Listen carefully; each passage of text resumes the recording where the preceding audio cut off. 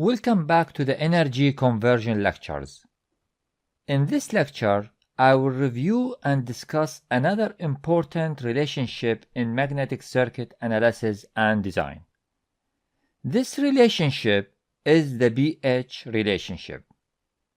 The BH relationship stated that the magnetic field intensity H produces a magnetic field density B everywhere it exists, or at any medium it exists. These two magnetic field variables are related to each other as follows. B equals to mu times H, and the unit is Weber over meter square. Mu is equal to mu naught times mu r. Basically, if we choose a proper magnetic material represented by mu, you could have more magnetic field density B for the same amount of magnetic field excitation H. As mentioned in previous lectures, the magnetic field intensity H can also be called magnetic field excitation.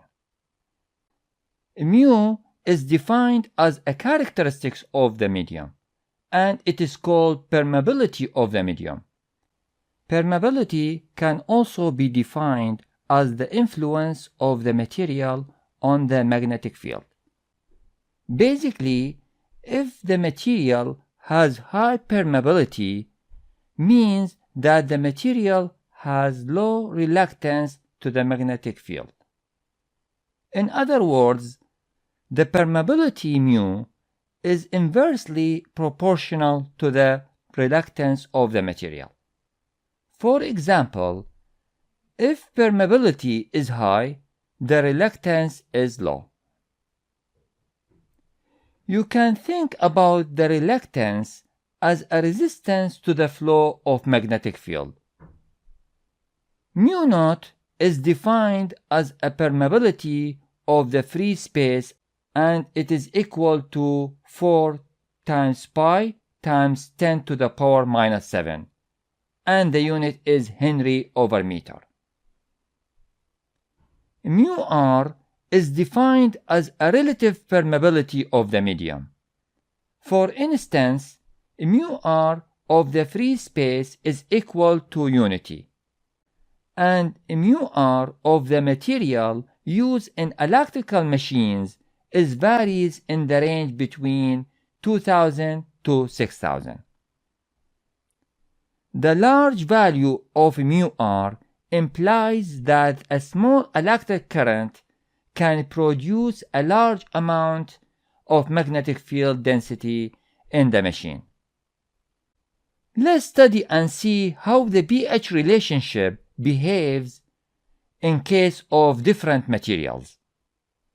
Let's start with non-magnetic material. In case of non-magnetic material, such as air, aluminum, plastic, wood, and copper, the value of mu r is unity, and therefore mu will be equal to mu naught.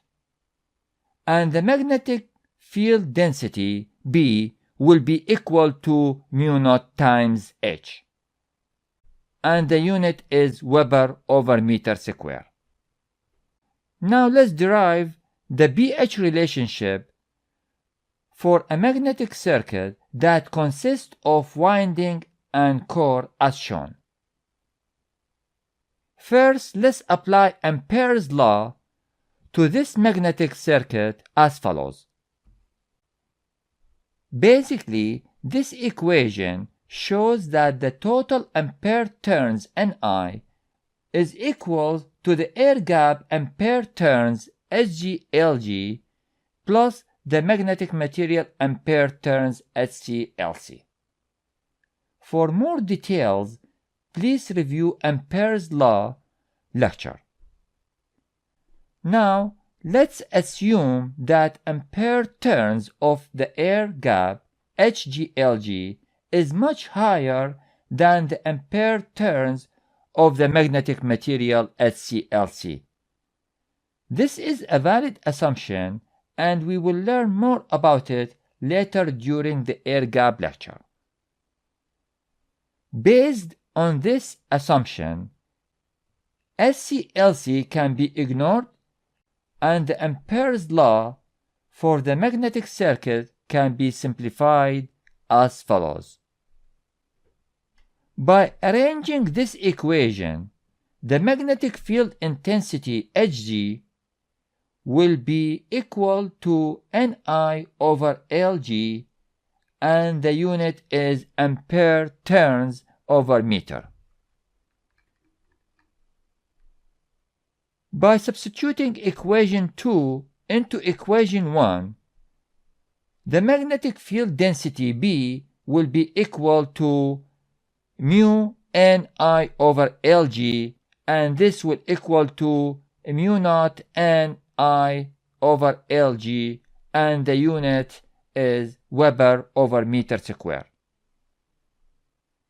If we assume that the quantities Lg, N, and mu are constant and already pre-designed and selected, then the only variable used to produce the pH relationship is the electric excitation current I.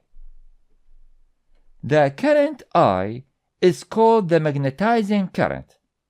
Basically, this current is used to excite and establish the magnetic field density.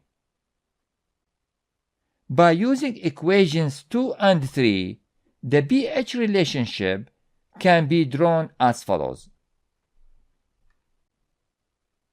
It is very clear that if the magnetic field intensity Hg is increased by increasing the magnetizing current I, the magnetic field density will be increased linearly.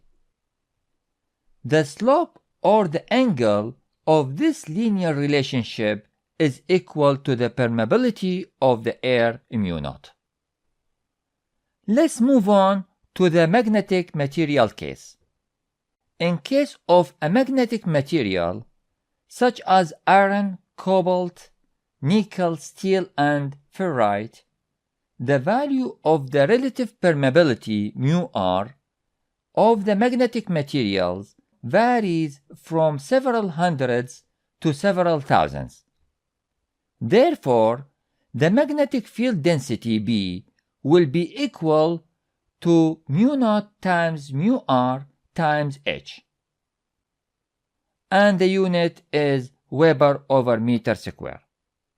Now, let's derive the pH relationship for a magnetic circuit that consists of winding and core as shown. First, let's apply Ampere's law to this magnetic circuit as follows. By arranging this equation, the magnetic field intensity H will be equal to Ni over L, and the unit is ampere turns over meter. Now, by substituting equation 5 into equation 4, the magnetic field density B will be equal to mu naught mu r Ni over L, and the unit is Weber over meter square. Based on equation 5 and equation 6, the pH relationship can be drawn as shown. It is very clear that if the magnetic field intensity H is increased by increasing the magnetizing current I, the magnetic field density B is increased as well.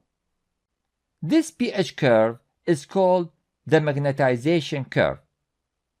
As you can see, the magnetic field density B increases almost linearly in the region of low value of magnetic field intensity H. However, at higher value of magnetic field intensity H, the change of the magnetic field density B is nonlinear. In other words, the magnetic material shows the effect of saturation at high magnetic field intensity H. Let's explain in details why the magnetization curve has this shape. First, let's take a small piece of the core and zoom it in. When there is no current, the magnetic material has random arrangement of dipoles or domains. Once the magnetizing current I is slowly increasing in a small value, the magnetic field intensity H will also increase in a small value. Based on this low value of excitation, part of the dipoles will be aligned with the magnetic field. This will increase the magnetic field density B. As you can see, the magnetic field density B increases almost linearly in the region of low values of magnetic field intensity H. In the region of low excitation such as H1 and H2, the magnetic material permeability mu has high value, and therefore the reluctance to the magnetic field is low. Now, as the current and therefore the magnetic field intensity H start to increase higher and higher, only a few of the dipoles aligned with the magnetic field, and the magnetic material starts showing higher reluctance, or we can say the permeability becomes smaller. Now, if we start to reduce the magnetizing current I, the magnetic field density B will reduce accordingly, and eventually the dipoles becomes random distribution when the current is zero. This process called demagnetization of magnetic material.